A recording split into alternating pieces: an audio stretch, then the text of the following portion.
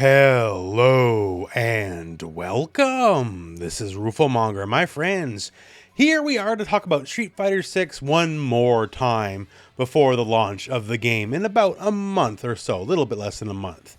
So as you know, I was lucky enough to go to the Capcom headquarters and play a little bit of Street Fighter 6 myself.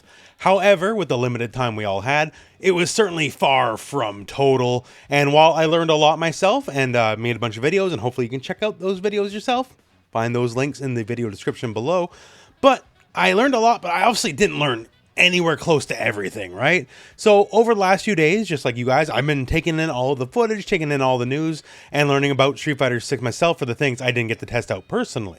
And boy howdy did I learn a lot, and also came to some realizations about the game itself, some gameplay decisions that were made that I guess I didn't properly process over the last few months. So I figure, why not one more video? Let's talk about it. So I guess the first thing to talk about, because it's the single most important part of the game, is the actual gameplay itself. And the build we got to play, there's actually been major gameplay changes compared to some of the older footage, older trailers that you have seen. Like, let me give you, I would think, a fairly major example. Say we go back to the old developer footage matches here of Blanca versus JP. So one of the major things in this was the EX Blanca Ball. Well, it was projectile invincible. And in the current build that we got to play at the Capcom headquarters, it is no longer projectile invincible. It has lost that trait. You still get a follow-up after the fact, but no more projectile invincibility. So basically, some of the things you may have thought you knew about the gameplay are very, very subject to change. You know, we've all seen Guile from the betas. We've seen now how scary JP seems to be. So zoning seems to be a real threat, and with removing some projectile invincible moves could be all the bigger threat just yet. Now, that said, Blanca specifically can still slide under fireballs. That is still an option, so that's still there, but take nothing for granted. Like, say, Lily. Moves like EX Condor Spire and EX Condor Dive, which have been traditionally anti-fireball moves, are invincible against projectiles, are not in the build of the game I played. So if you're trying to go through something like that, you'll just get bopped. So fireballs are potentially one of the things you're really gonna have to watch out for, because anti-fireball moves seem to be pretty rare all in all. Now, that said, the build of the game I got to play was near final, but not quite final, so of course, things could change back again come launch, who actually knows, but just to put it out there. Another thing I would like to talk about is the speed of moves. So if you played either beta, or I guess you're just playing the demo now, you know the new fast quote-unquote moves are 4 frames, right? So Street Fighter 4, Street Fighter 5, all that, there was 3-frame moves, like say jabs, light punch, whatever. Those were your fastest moves, but there was a divide between the characters. There were haves and have-nots. Some characters, usually your quick characters, your rushdown characters, had 3-frame moves, and your slower characters like your grapplers, your brawlers, all that kind of stuff, had 4-frame moves. And there was a lot of like checkmate situations where if you had a 3-frame move, you were all right, but if you had a 4-frame move as your fastest move, then you were screwed. Now, however, everyone seems to be 4-frame okay. So it's not just that they shifted it from 4 frames to 5 frames, 4 versus 5. Everyone has at least one 4-frame move, even characters I was maybe not anticipating. So Zangief has a 4-framer on Crouch Light, which seems to have a lot of range, all things considered. Lily has one on Stand Light Kick, bad range, but it's just there to enforce her mix-up. And Honda's Crouch Light Punch got upgraded to 4 frames from 5 from Street Fighter 5. So that's all good, right? So there's no more haves, have-nots. There's no more class divide, if you will, as far as I can tell anyways, between characters that are privileged to have 3-framers and, well, everybody else.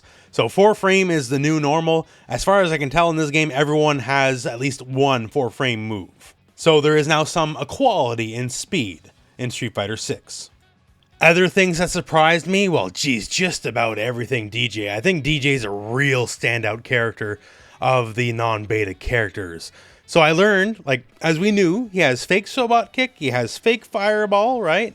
And turns out his up kicks, he has fake up kick as well.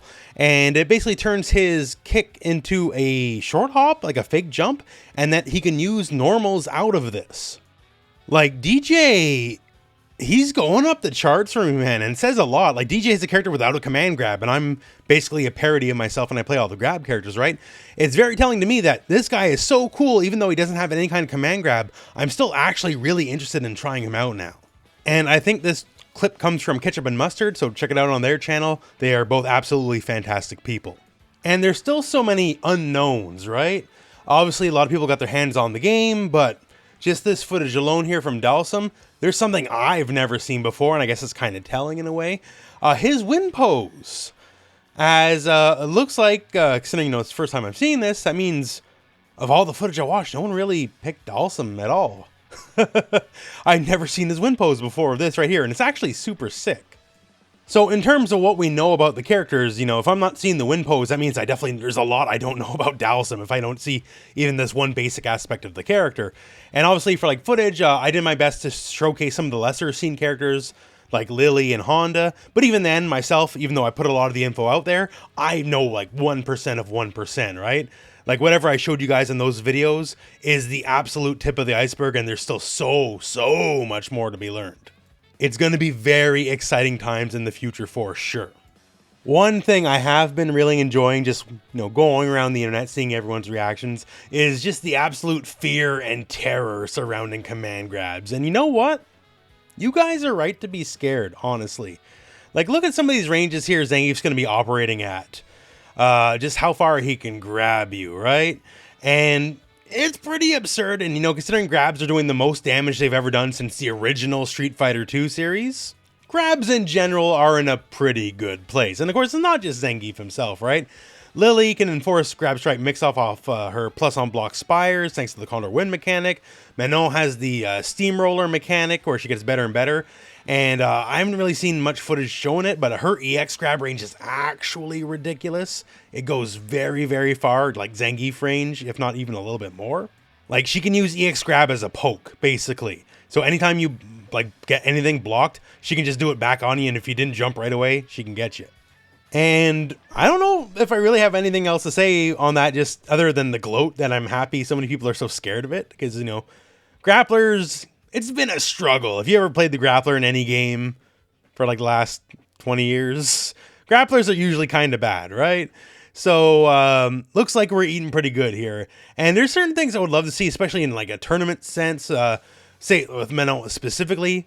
What if Manon gets to level 4 medals by the end of round 1, and you enter round 2, and you're just staring a big 4 in their face, right? It's only going to get worse and worse from there, right?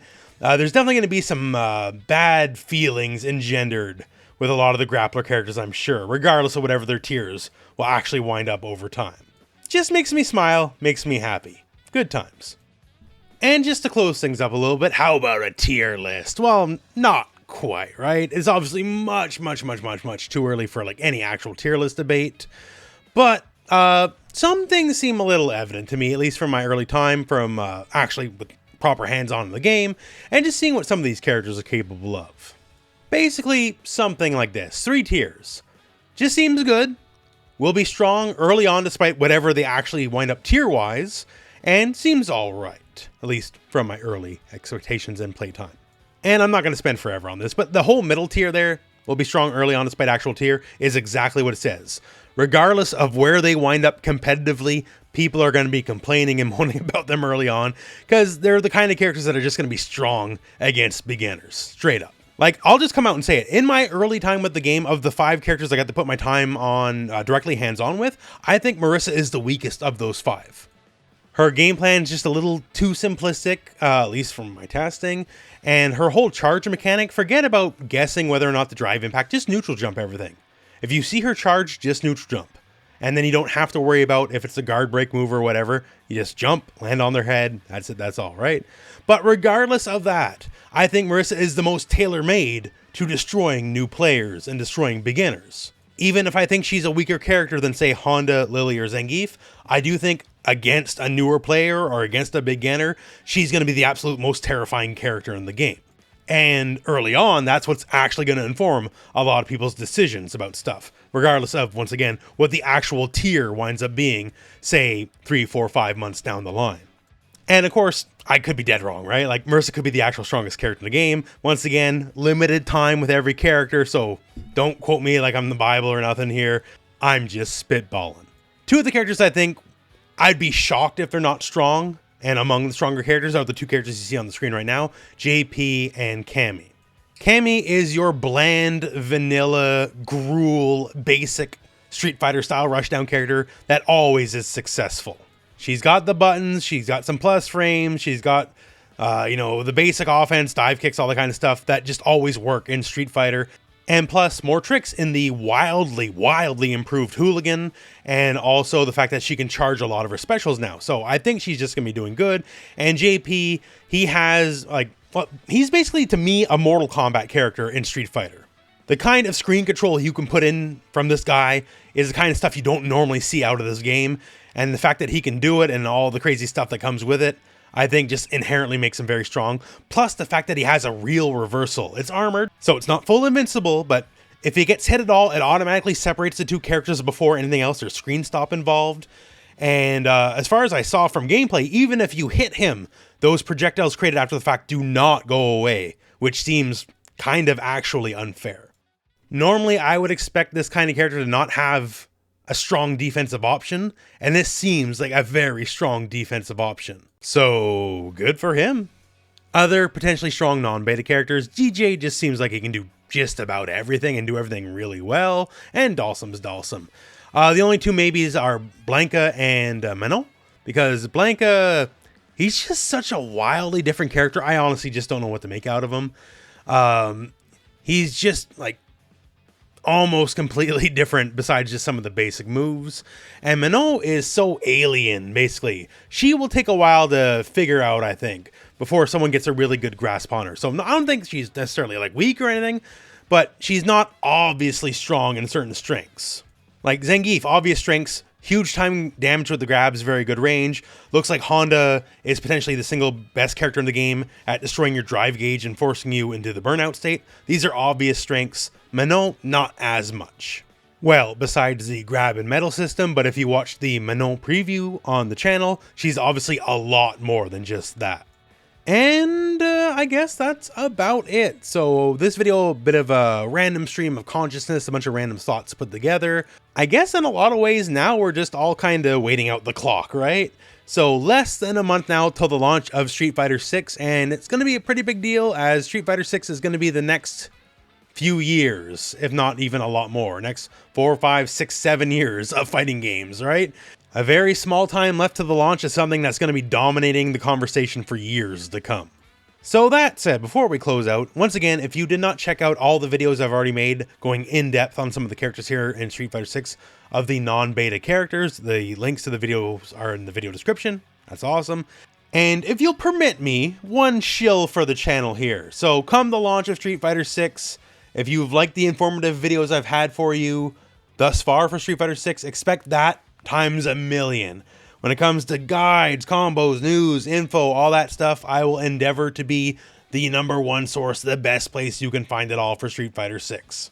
So when you're looking for any kind of info on the game, just keep the rooflemonger channel in mind, as I'll be doing my best to have effectively just about everything I can for you. And now that out of the way, I guess we are at the end of the actual video. So once again, Street Fighter 6, it's soon, it's so soon. It's not here just yet, but the wait is almost finally over, and that's great.